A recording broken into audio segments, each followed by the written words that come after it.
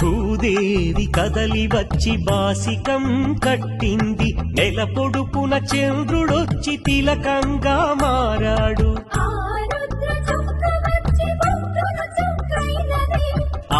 రుద్ర చుక్క వచ్చి బుగ్గన చుక్కైనది, ప్రకృతియే పరవశించి పూదండగా మారెను. ప్రకృతియే పరవశించి పూదండగా మారెను.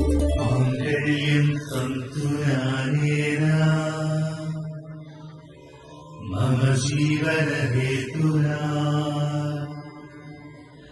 కంఠే బధ్నామి శుభగే త్వం జీవ శరదాం శతం.